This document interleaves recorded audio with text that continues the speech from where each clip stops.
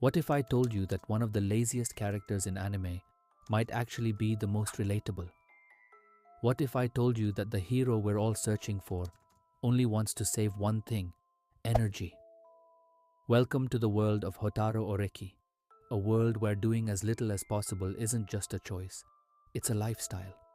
And today, I'm here to show you why this energy-conserving genius might just be the most relatable character in all of anime. 1. The apathy of a genius. Let's face it, most of us would probably choose binge-watching over solving mysteries any day. But Oreki? He takes apathy to a whole new level. And don't tell me you've never secretly wished to just not care. Oreki? He's living the dream. And here's the thing. Underneath that nonchalant expression and energy conservation motto, there's a genius who notices every single detail. It's like if Sherlock Holmes and a sloth had a baby. Be honest, wouldn't you want to see that hybrid creature just once? Oreki's brilliance isn't in what he does, it's in what he chooses not to do. He filters out the noise of life with precision, and who can't relate to wanting a little less noise? 2. The art of doing nothing, and why it's not as easy as it looks. Now, some of you might think, hey, it's easy to do nothing, but Oreki makes it an art form. While the rest of the world runs on caffeine and chaos, he's perfected the zen of chilling. Are you really lazy?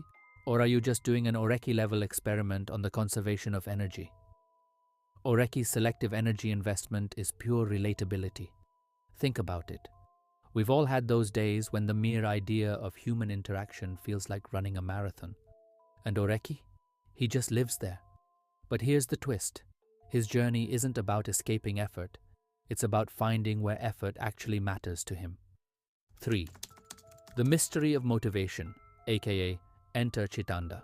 And then, along came Chitanda. And let me tell you, she's like the human equivalent of an alarm clock that can't be snoozed. With every "I'm curious," Oreki is pulled further and further from his safe, quiet world. I mean, we've all had that one friend who's a little too excited about life. And just like Oreki, you start getting roped into things you never signed up for.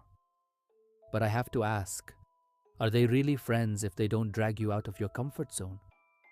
As we see him reluctantly engage with Chitanda, we start to realize Oreki isn't lacking motivation. He's just waiting for the right spark, the right person to draw it out. And isn't that a little too real? How often do we feel like we're waiting for life to give us a reason to care? 4. Solving mysteries of the heart, Oreki's reluctant curiosity. As he gets involved with Chitanda and the Classics Club, we watch Oreki shift. It's almost painfully subtle, but you start to see this hint of curiosity, like a plant that only gets watered once a month. Water it too much, and it'll shrivel. Too little, and it's dead. Oreki is the world's most delicate bonsai of curiosity. He starts piecing together clues, showing us that despite all his complaining, there's a part of him that craves understanding the world around him. And that's where it hits you. Houtarou Oreki is us. He's our reluctance to dive into new things, our skepticism, our quiet need to stay comfortable. But he's also our small, hidden desire for meaning. 5. The reluctant hero, where we see ourselves in Oreki. By now, you're starting to get it. Houtarou Oreki isn't some distant, unattainable genius.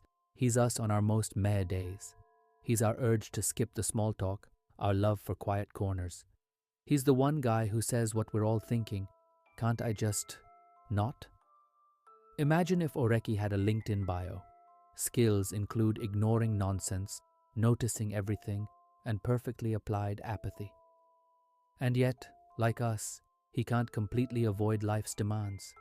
The more he steps out of his comfort zone, the more he realizes that maybe, just maybe, some mysteries are worth the effort. And isn't that what keeps us all engaged in life? Just a little? 6. The cliffhanger, the ultimate question of growth. So here's where I'll leave you with a final question. We've seen Oreki's apathy, his wit, his slow transformation, but is he really changing? Or is he just finding new ways to hide in plain sight? Because if Oreki isn't evolving, then maybe none of us are either. And if that's the case, what does it mean for how we see ourselves? For how we decide when, or if, to leave our comfort zones? So hit that subscribe button and let's keep unraveling these mysteries of character and self. After all, sometimes the quietest characters have the loudest things to say.